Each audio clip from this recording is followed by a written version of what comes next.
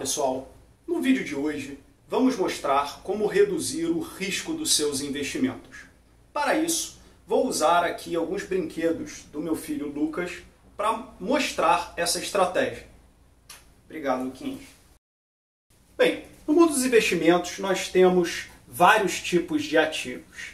Entre eles nós podemos agrupar em duas classes de ativos. A classe dos ativos de renda variável, que estão aqui, e a classe dos ativos de renda fixa, que estão aqui. Bem, considere aqui que nesses investimentos o que você está interessado principalmente no maior retorno, numa maior rentabilidade, certo? Porém, associado a esse maior retorno, maior rentabilidade, existe uma maior oscilação no valor desse seu investimento, uma maior risco. E aí, basicamente, vamos analisar as características dessas duas classes. Primeiro, títulos de renda fixa. São eles poupança, LCA, LCI, CDB, títulos de tesouro direto. Nesse caso, a característica desses tipos de ativos são ter menor retorno mês a mês, porém também uma menor oscilação do valor desse investimento, ou seja, um menor risco. Por outro lado, nós temos outra classe de ativos, os de renda variável. Os de renda variável são, por exemplo, ações, fundos de investimento imobiliário, fundos multimercado, apesar de alguns não considerarem nessa classe de ativo de renda variável, mas fundos multimercado nós podemos considerar aqui, índices de bolsas e vários outros tipos de ativos. Renda variável é caracterizado por ter um maior retorno. Se você olhar lá no histórico dele, o maior retorno no longo prazo, porém uma maior oscilação no mês, no ano ou diariamente. Isso significa que tem um maior risco associado. Então, se você tiver só uma carteira composta só por renda fixa, boa parcela dos brasileiros está nessa situação, ela vai ter um retorno menor. Claro, um risco também menor. Outra parte dos brasileiros tem sua carteira somente de renda variável. E aí ela vai ter um retorno maior, porém um risco, uma oscilação, sujeito a um risco, sujeito a uma oscilação bem maior.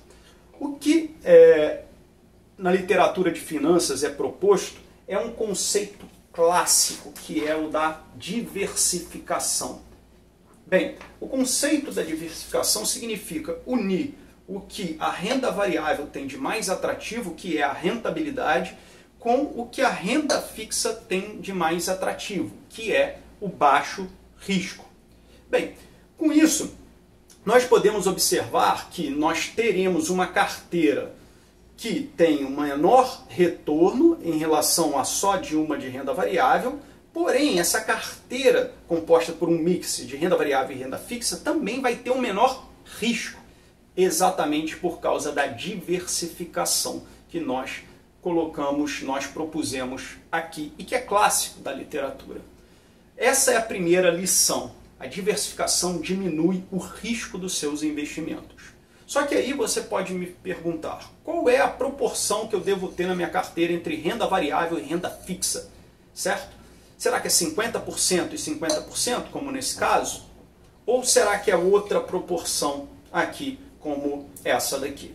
Bem, e aí eu vou te dizer que isso vai depender basicamente de dois fatores. Primeiro, do seu apetite ao risco. O apetite ao risco de uma pessoa basicamente é define de três modos: moderada, conservador ou arrojada. Uma pessoa que é conservadora, ela vai ter boa parte dos seus investimentos em renda fixa. Claro, uma parcela em renda variável, mas maior parte em renda fixa. Uma pessoa que é moderada vai ter um equilíbrio entre renda fixa e renda variável. Já uma pessoa que é basicamente arrojada vai ter a maior parcela em renda variável. Entendido?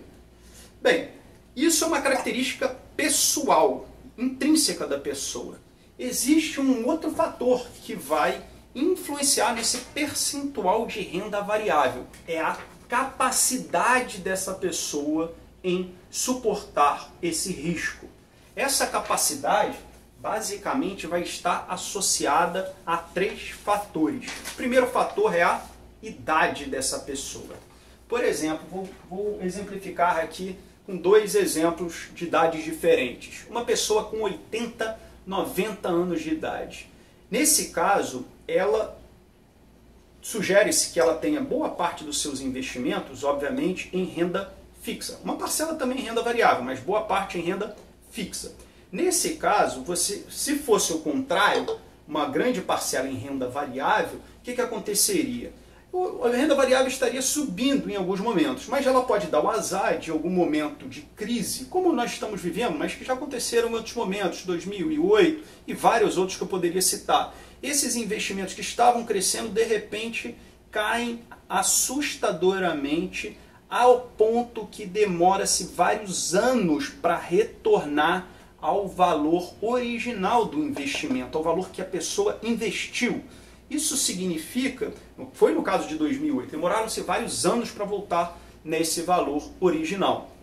Isso significa, portanto, que a pessoa com 80, 90 anos talvez não tenha esse tempo para esperar esses ativos realmente voltarem ao patamar original e assim voltarem a subir. Ele já teria comprometido o valor total da sua carteira. Por isso mesmo que nós sugerimos aqui que a maior parcela dos investimentos estejam em renda variável, em renda fixa, se é o caso de uma pessoa com 80, 90 anos. Já um jovem de 20 anos, realmente ele pode ter maior parcela dos seus investimentos em renda variável, porque se ele der o azar dessa crise aqui, no qual perde-se bastante do valor que ele investiu, ele ainda tem um tempo suficiente para esperar esses valores retornarem, talvez alguns anos, né? Ali, investimento em renda variável são investimentos de longo prazo, basicamente ele tem esse tempo para esperar esses valores voltarem ao valor original e depois subirem ainda mais. Entendido? Basicamente, o percentual entre renda variável e renda fixa, você pode encontrar várias metodologias para chegar nesse percentual. Vou falar aqui uma das metodologias que é a regra dos 80. A regra dos 80 estabelece que o percentual de renda variável é dado por 80 menos a idade da pessoa. No caso da pessoa ter 30 anos seria 80 menos 30, daria 50% é o percentual de renda variável. E, portanto, o percentual de renda fixa também seria 50%. Seria essa situação para uma pessoa de 30 anos, segundo a regra dos 80, no qual ele teria 50% em renda variável e 50% em renda fixa, metade em cada. Já uma pessoa de 47 anos, 80 menos 47, 33%. 33% é o percentual que ele tem de renda variável e 66, quase 67% ali é o percentual que ele tem de renda fixa, certo? Ou seja, equivale a uma proporção de 1 de renda variável para 2 de renda fixa. Entendido? Um outro fator ali que vai influenciar aí essa tomada de decisão em relação ao percentual de renda variável será a profissão. A profissão dessa pessoa. Claro, vou explicar melhor. Imagine 2 tipos de pessoas. Uma que tenha uma renda mensal estável, um servidor público, por exemplo, ou uma pessoa que trabalhe numa empresa há vários anos e não tenha perspectiva, a possibilidade de perder aquele salário, de ser mandada embora, de ser demitida.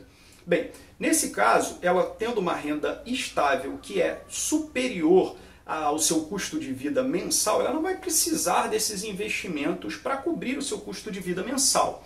Com isso, você vai observar que ela pode ter uma maior parcela dos seus investimentos em renda variável, porque ela pode suportar o risco dessa queda que os investimentos de renda variável estão sujeitos. No entanto, se você pega um outro perfil, outra profissão que tem uma renda não estável, está falando, por exemplo, do microempreendedor, do microempresário ou de um profissional liberal que mensalmente essa pessoa precisa alguns meses de pegar uma parcela dos seus investimentos para cobrir seu custo de vida mensal, já que aquela renda mensal não foi suficiente naquele mês para cobrir esse custo de vida. Bem, nesse caso, o que se sugere é que a maior parte dos investimentos, a maior parte, não todo, esteja em renda fixa. Entenderam? Bem, uma outra questão ali que pode influenciar esse percentual de renda fixa e renda variável é o objetivo. O objetivo de quê? Do dinheiro no qual você está investindo. Dinheiro aqui geralmente é para trazer tanto uma reserva de emergência, mas também para realizar sonhos, né? Então você imagine sonhos, projetos. Imagine um sonho, um projeto de curto ou médio prazo, no qual, por exemplo, de um ano, no qual a pessoa quer pegar parcela desses investimentos aqui para comprar um carro, fazer uma viagem, trocar de carro, por exemplo. E aí, obviamente, que sugere-se, como o horizonte é pequeno, que ele tenha maior parcela desses investimentos em renda fixa, para não estar sujeito a um azar dessa renda variável cair e comprometer o retorno total dos seus investimentos, da sua carteira total. Porém, uma outra situação em que a pessoa tem um objetivo, um projeto de longo prazo, por exemplo, comprar um imóvel daqui a 5, 10 anos, complementar a sua aposentadoria daqui a alguns anos, né? É um objetivo de 5, 10 anos de longo prazo. Nesse caso, sugere-se que a maior parcela esteja em renda variável. Entendido? Bem, com isso, a gente tinha aprendido a lição número 1, que é a questão da diversificação e o poder que a diversificação dos ativos tem em reduzir o risco dos seus investimentos. Uma lição número 2 agora que aprendemos é que o percentual de renda variável e de renda fixa vai depender principalmente do seu apetite de risco, podendo ser moderado, conservador e arrojado, e também da sua capacidade de suportar esse risco. Daí, dependendo, por exemplo, da sua idade, da sua profissão e principalmente também do objetivo desse dinheiro, além de outras restrições financeiras que podem ter a pessoa e especificidades dessa pessoa financeiramente. Bem, se você tem alguma dúvida, algum comentário, escreva abaixo desse vídeo. Se você gostou, compartilhe esse vídeo com seus amigos, com seus parentes. Quer receber mais dicas financeiras que podem te ajudar a ter mais dinheiro, conhecimento e qualidade de vida? Então se inscreva nesse canal aqui embaixo. E eu sou o Juliano Vianello, te desejo boas decisões financeiras.